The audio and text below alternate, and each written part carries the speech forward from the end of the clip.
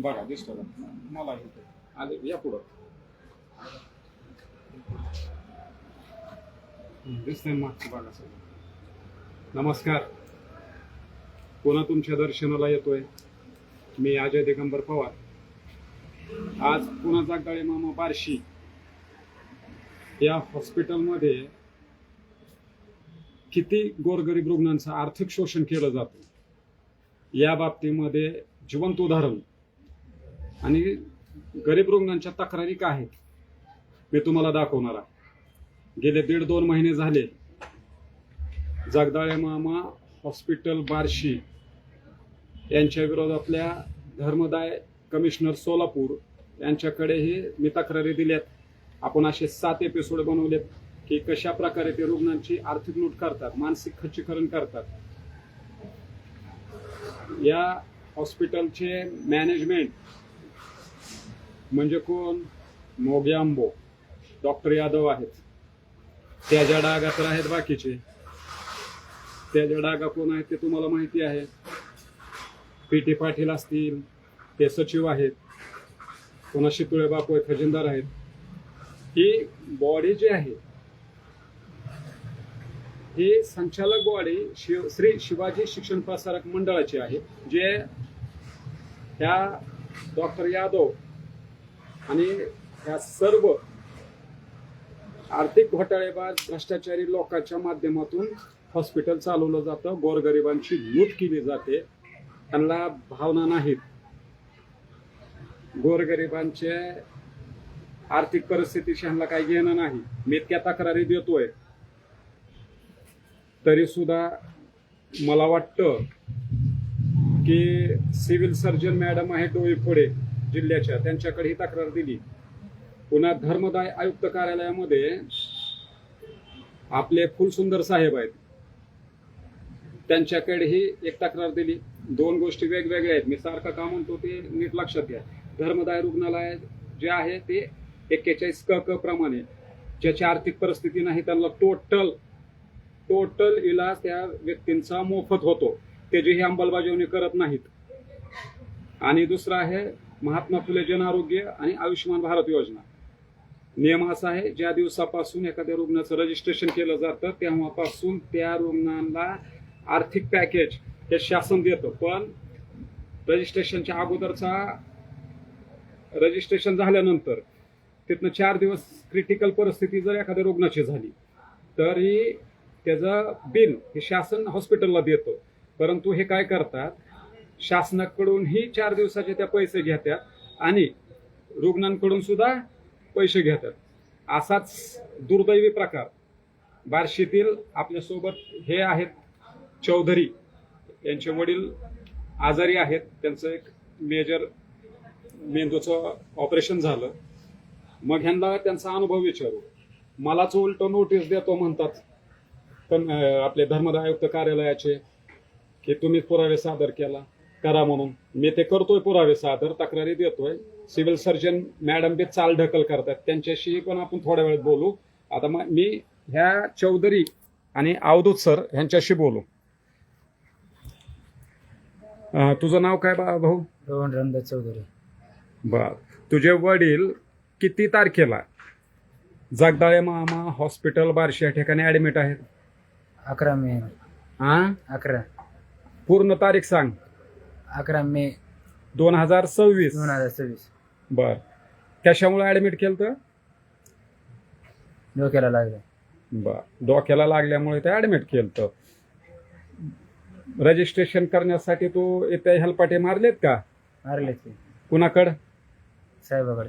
म्हणजे या महात्मा फुले जीवनदायी आरोग्य योजना हा.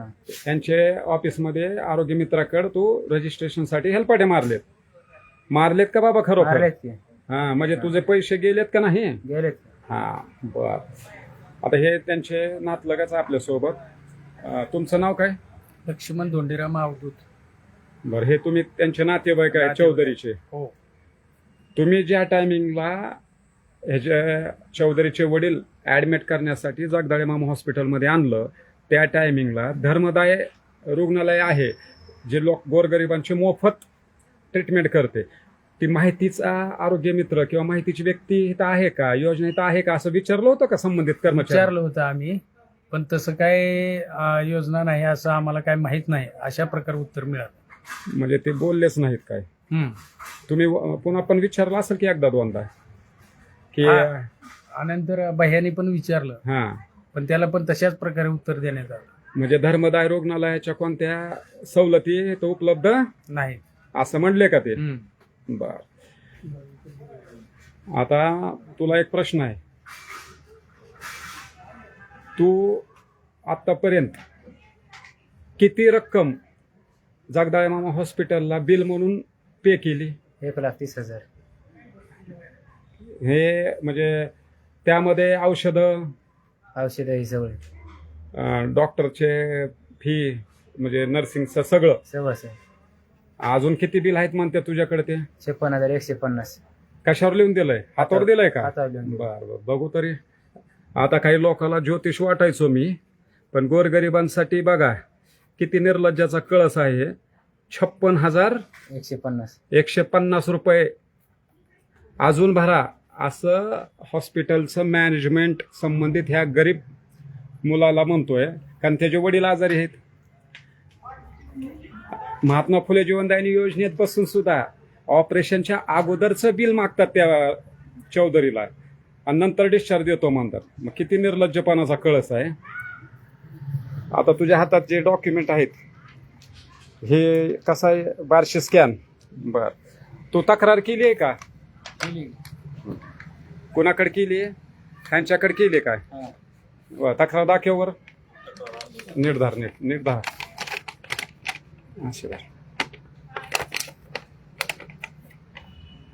हे मी तुम्हाला या चौधरी नावाच्या रुग्णाच्या नातेवाईकांनी, हा चौधरी जे ॲडमिट आहेत त्याचे वडील आहेत, या तक्रारीत त्यानं म्हटलंय.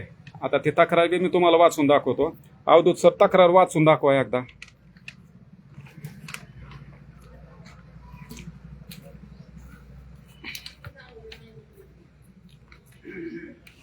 दिनांक 25/5/2026 प्रति Paramount health service and insurance PTA private limited, Mahatma Jyotirao Phule Jan Arogya योजना, जिल्हा सोलापूर. विषय: महात्मा ज्योतिराव फुले जन आरोग्य योजनेअंतर्गत उपचार घेताना झालेल्या खर्चाची भरपाई मिळण्याबाबत अर्जदार वाघमारे ज्ञानेश्वर किशोर, पत्ता राहणार बाबळगाव, संपर्क क्रमांक 9146804529. रुग्णाचे नाव व ठिकाण: जगदाळे मामा हॉस्पिटल, बार्शी. महोदय, वरील विषयाचा अनुसरून अर्ज सादर करतो की महात्मा ज्योतिराव फुले जन आरोग्य योजना निशुल्क असताना मला रुग्ण चौधरी रामदास योगीराज उपचारादरम्यान खालील नमूद प्रकारे खर्च करावा लागला आहे, तरी मला रुग्णास सदरील पैसे परत मिळावे व योजनेतून पूर्ण लाभ निशुल्क मिळावा ही नम्र विनंती. एकूण 1,30,000 रुपये. आता 1,30,000 रुपये तुमचा खर्च झालाय औषध गोळ्यासहित. हो. आणखीन 56,000 बिल बी भरा म्हणतात. आणखीन 56,150 रुपये बिल भरा म्हणतात, त्याच्याशिवाय डिस्चार्ज मिळणार नाही. पेशंट बाहेर काढू देणार नाहीत का? नाही का? तुला कोण म्हटलं ते? तर मॅडम म्हणले काय म्हणलंय? बिल भरल्याशिवाय बाहेर जाऊन देणार. बर, म्हणजे बिल दे भराच. आणि अगोदर मी यायच्या अगोदर तुम्हाला 16 तारखेपासूनच उपचार म्हणजे योजनेत बसलाय असं म्हटले होते ना. मग मी आल्यानंतर काय झालं? 14 तारखेला आपण रजिस्टर चेक केली का? आपण केली. मग त्या रजिस्टरमध्ये तारीख किती काढली मी? 14/2026. म्हणजे आणि तिथं बी 2 दिवसाचे पैसे हॉस्पिटल काय करत होतं? लुटत होतं ना.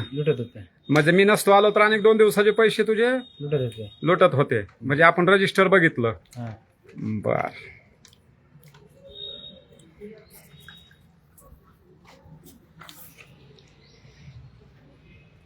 त्या रुग्णांकडूनच आपण ऐकलं. त्या रुग्णाचा मुलगा आहे रामदास चौधरी यांचा, हे त्यांचे नातेवाईक आहेत अवधूत सर. म्हणजे किती शिव्या किती द्याव्या हीच मला लक्षात येत नाही. इतका नालायकपणाचा कळस आहे. आता तुम्हाला एक लाईव्हच्या माध्यमातून सांगतो, डॉक्टर गुंजाळ हे कोऑर्डिनेटर आहे. डॉक्टर गुंजाळ हे कोऑर्डिनेटर आहेत महात्मा फुले जीवनदायीन योजनेचे कोऑर्डिनेटर आहे. बघू त्यांना फोन लावू आपण.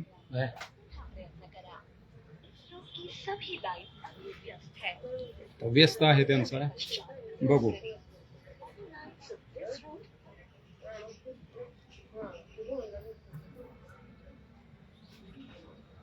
आपण ज्याला कॉल केला आहे हे गुंजाळ आहेत, आता कुणाशी बोलत आहे बोलत आहेत. आपण प्रतीक्षा आता आपल्याला प्रतीक्षा बी करावी लागेल. मी वारंवार hello hello doctor Gunjal sir का? पत्रकार अजय पवार बोलतोय सर. बोला की. काय नाही, आता मी तक्रारी करून करून आणि तुम्हाला फोन करून करून माझं बी नाव तुम्हाला पाठ झालं. आता विषय असा आहे एक सर, फोन केला होता. नाही ते माझ्या मित्र आहे चौधरी म्हणून, त्याच्या फोनवरनं फोन लावला. आता विषय असा झालाय की माझ्या तक्रारीवर तुम्ही म्हणताय की माननीय सिव्हिल सर्जन सोलापूर डोईफोडे यांनी चौकशी नेमली, पण आणि कारवाई होताना दिसत नाही हो. फोनच नाही मला तुमच्या कोणाचा. नाही, काय झालंय, ते जे चौकशी समितीत होते ना ते मॅडम, हा ते नेमकी बाहेर गेलेले आहे. बर. त्यांच्या काहीतरी घरी मेडिकल इमर्जन्सी आलेली, हम्म त्याच्यामध्ये तिकडे गेलेले आहे. मग आता मॅडम बोलले तर मला आपण ते कॅन्डिडेट चेंज करू, हम्म पण मग ते दुसऱ्या मॅडम म्हणा नाही त्यांना राहू द्या मला, त्याच्यामध्ये थांबलेला आहे विषय. बर ते मग ते मॅडमचं काय नाव विचारून बघतो. मॅडम जर म्हटलं नाही कॅन्डिडेट चेंज करून टाकू आपण चौकशी मधला, थांबायला टाइम नाही आपल्याला, तर मग ते होऊन जाईल, कारण की त्याच्यावर थांबले सगळं विषय. बर काय होतंय सर, मी वारंवार तुम्हाला दोन 100% आहे सर, तुमचं म्हणणं 100% आम्ही देशात कलेक्टर ऑफिस आमची मिटिंग झाली, हं. पण त्या विषय मांडलेला न्यूजला पण बातमी बघितली असं. विषय का आपला तक्रारी मी किती 2 महिने झाले फॉलोअप मध्ये आहे तुमच्या, आहे की आणि काही व्हिडिओ पण टाकले तुम्हाला रुग्णांच्या मुलाखतीचे. आणि आम्ही स्टेटवर त्यांच्या कारवाई पण केली की काय म्हणून केली, 105 दंड लावला की त्यांना. पण दंड तरी वसूल झाला का त्यांच्याकडून? करतील की स्टेटवर बघतील की आता त्यावेळेस तक्रारी ज्यावेळेस भरपूर वाढतील त्यावेळेस लिमिटेशन असतं ना, वरचे पण म्हणते नाही असतील तक्रारी असते, मग ते बघतील वरचे लेवलला. आपण काय करू शकतो, तक्रार आली की वरती पाठवून देऊ शकतो, वर आले की त्याला मेल येतोय ना. आहे सर, पण आता 2013 पासून जर आपण पूर्ण डाटा जर काढला तर कित्येक कोटी रुपये रुग्णांच्यानी लुटले असतील, बरोबर का? मग एवढे कोटी रुपये प्रत्येक रुग्णाला ती माघारी देणार का? आपण कारवाई, मी म्हणत नाही की महात्मा फुले जन आरोग्य योजना ही बंद व्हावी, ती चालू राहावी. ही पुन्हा नखरे काय करतात की बंद करायचे म्हणतात. मग एवढे कोटी रुपये लुटलेले ते लोकांना भेटावे ना, बरोबर आहे. योजना चालू राहिली पाहिजे. नाही बघू त्यात आता आपण या बघा, तुम्हाला त्या विषयामध्ये सांगितलं आपल्याला कसं पेशंट तक्रार दिला, तुम्ही दिली व्हिडिओ टाकले, आपण त्याच्यानुसार कारवाई केली आहे त्याच्यावर. काय पेशंट पुढे येते नाही ना बोलायला, बोलत नाही म्हणतात आम्हाला. त्याच्या मी ऑडिओ रेकॉर्डिंग पाठवतो ना तुम्हाला रुग्णांच्या, आणि लय पुरावे देतो. हा आपण बघू शकता, आम्ही पण वर्ण स्टेट वर्ण फोन करणार नातेवाईकांना पण वर्ण पण आपण आता बघा एक म्हणजे तुमच्या मनात म्हणजे वाटते ना चौकशी करून थांबली याच गोष्टीमुळे थांबली की त्या मॅडम होत्या मधल्या त्या थोडं त्यांच्या मेडिकल इमर्जन्सी असल्यामध्ये गेलेले. बर आता तुम्हाला एक थांबलेले. काय होतंय सर, माझ्या मनात खरं आहे की संभ्रम काय निर्माण व्हायला लागला की बाबा मी एवढ्या तक्रारी देतोय, पुरावे देतोय, तर सिव्हिल सर्जन मॅडम आणि कोऑर्डिनेटर कडून काही दखल घेतली जात नाही, असं माझ्या मनात गैरसमज निर्माण व्हायला लागला. कारवाई होणार, काही मोठे लोक दाबून टाकणार. नाही ते काही आम्हाला काही दाबायचं काही संबंध नाही. आणि म्हणजे असं काही त्याला म्हणलं प्रेशर आहे, आपण काही चुकीचं काम करत नाही. तुमची तक्रार तुमची झालीच पाहिजे की नाही, फक्त एवढंच आहे आमच्या पाठी माझं वेळेचं थोडं कसं असतं, आमची समिती असल्या तर प्रत्येकाचे विचार जुळले तर ती सगळी पुढे येणार आहे ना. त्याला मॅडम इमर्जन्सी आल्यामुळे ते सगळं गेलं आमचं, पण गेले 10-12 दिवस त्याचं व्हायला का.